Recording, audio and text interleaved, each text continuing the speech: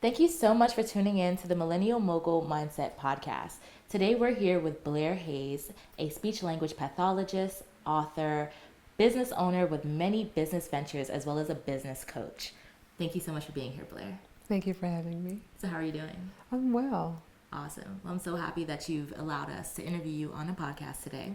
And I would really like you to share what exactly is a speech language pathologist and what do you do? Okay, well, very simply put, the study of speech language pathology is just the study of communication sciences and disorders. And it's just a profession where we help to habilitate, rehabilitate, and facilitate communication and swallowing disorders. Nice. And what inspired you to join this type of career? Well, actually, it's kind of bifold. Growing up, my mother would always correct my speech.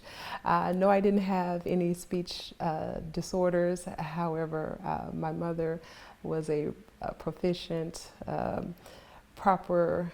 speaker of proper English, and she wanted us to do the same.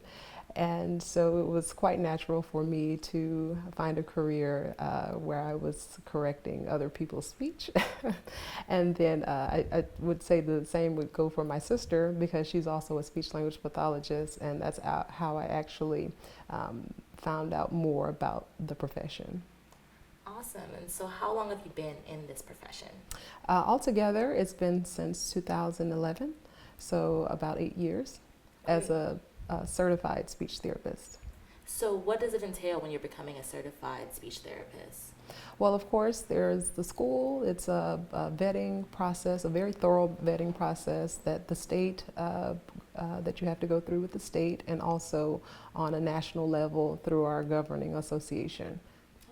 Mm-hmm. And is there a certain amount of schooling that you've also participated in? Absolutely. So for to be a certified speech language pathologist, you would have to complete a minimum of a master's degree. And then there is a national exam, a praxis that you would have to take and pass successfully. And those are the requirements. Well, thank you. Mm-hmm. And so tell us a little bit about your book, your ebook specifically, Open Sesame. What is the intention behind your book? Well, my intention is to spark that entrepreneur, and speech therapists who are also, staying abreast with the times and understanding that, not staying so traditional with the course, but willing to go out and be on their own and give it a try for entrepreneurship and, uniquely provide services the way they would see fit. Okay. And this book is supposed to be also a guide for helping others open their private practice, correct?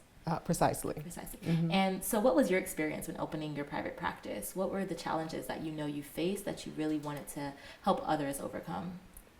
Well, okay, that's a loaded question. Okay, so I'll start here.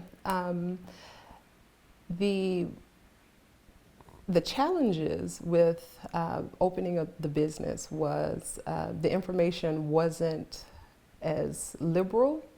There was not a lot of information readily available at my fingertips when I was starting. So that's one of the reasons why and even now when I continue to do the research, it's not one consolidated place where you could find a bulk of information or at least the preliminary steps on how to start a business providing speech pathology services. And to answer the other part of the question, the challenge for me as a person was, I guess, not really having the guidance and or the mentorship, or again even the information that it's not available on the web. So it was a lot of footwork and a lot of errors that were made to create the success. Understood. Mm-hmm. And when it comes to having your own private practice, how long did you actually own and operate a private practice in this space? Okay. Publicly and officially, it's been since 2012. That's been about 6 years ago. I'm sorry, 7 years ago. It'll be 6 years ago. It'll be 7 years in July. Excuse me. And thank you very much. And so that's about as long as I've been doing this. Awesome. And so you personally also own many types of businesses. So I know the guide will also hint to others how to successfully orchestrate different businesses, keep them flourishing, as well as maintaining their own lifestyles as a business owner. So in that space, what is some of your helpful coping mechanisms or helpful guiding mechanisms as being a business owner to keep yourself very centered as you're trying to grow your brand? Okay, well, I would start off with what helped me. My coping mechanism is, learning to depend totally upon yourself, and that's for support. That's for just trusting the process of the endeavor, what you set out to do. So that's really that in the nutshell. Yeah.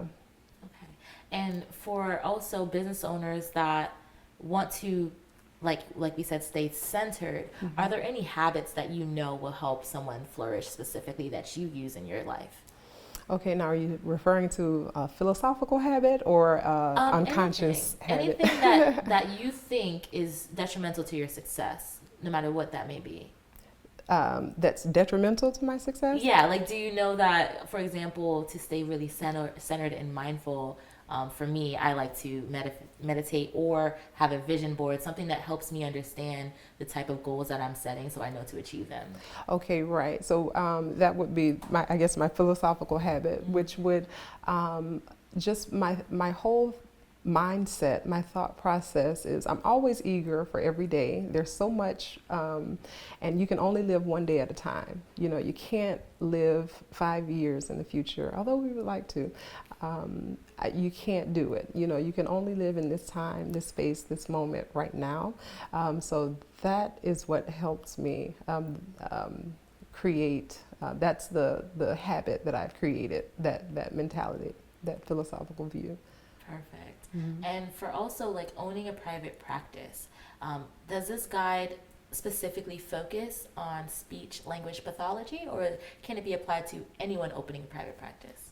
Yes, this specific guide is specifically for the speech language pathologist. However, it is applicable to many other industries.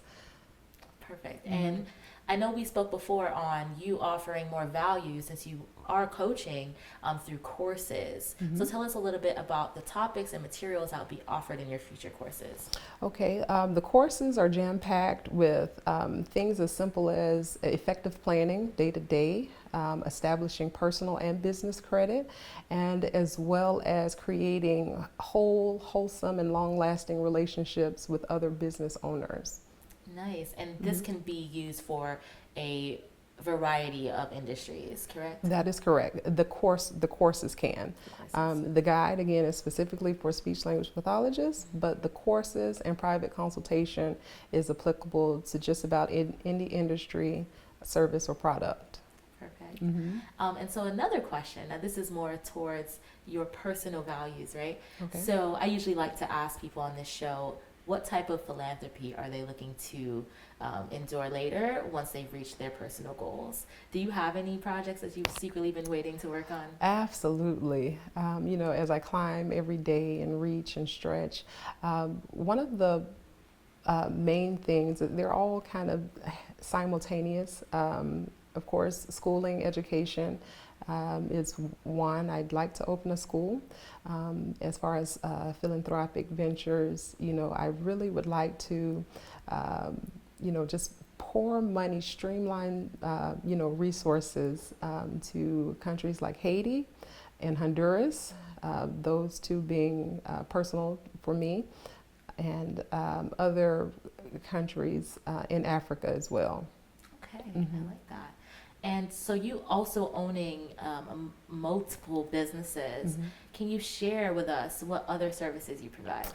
I can. I don't think this is the platform to discuss that, but just in many multinational industries, I import and export automobiles across seas. That's one of the most recent projects that I have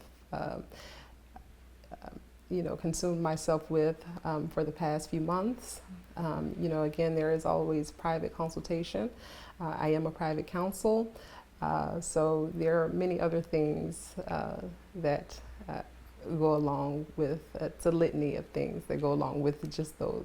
Well, perfect. And so you having this experience in diverse businesses, you will be a very valuable asset to anyone who's running or beginning a business. So what would be some of the key factors that someone should be looking to gain value from if they were to take you on as their coach?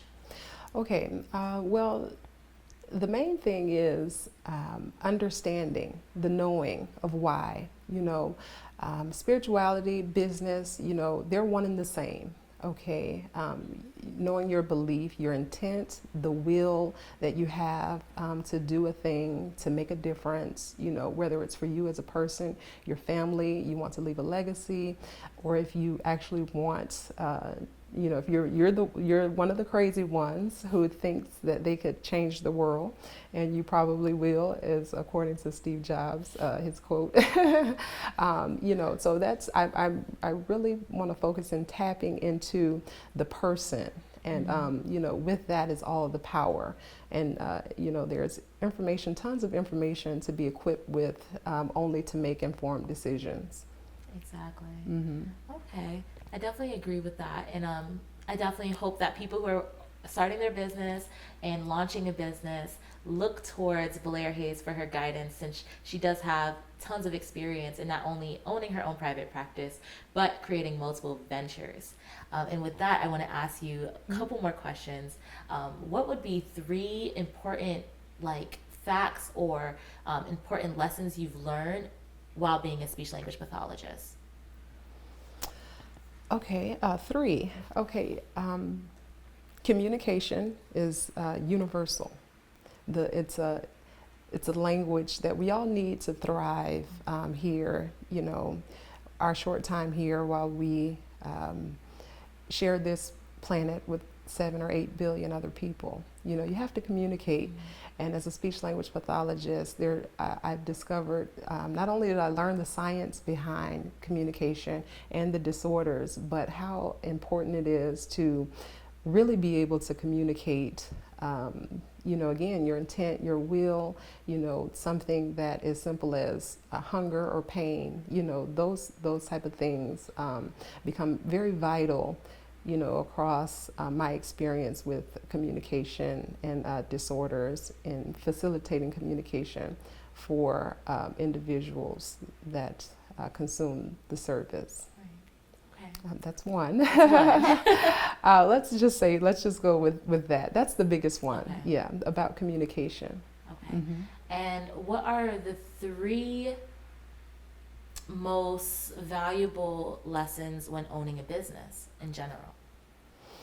Okay, the 3 most valuable lessons while owning a business is, 1, you want to always make sure you have enough resources, in line, for successful day-to-day management. And then that segues right into the second one, is management with business. I find it particularly interesting, and for a business owner to stick to their word. If they say they're going to do something, do it, and that trickles down to your employees, your contractors, the staff, and other business owners will respect, your word, and respect you for keeping your word. Okay. That's 2. And so, yeah, I'll say that, I think those 2 were the most valuable for me. Okay. And the last question is there a profound quote that you live by? Yes, that was it. I think I said it already.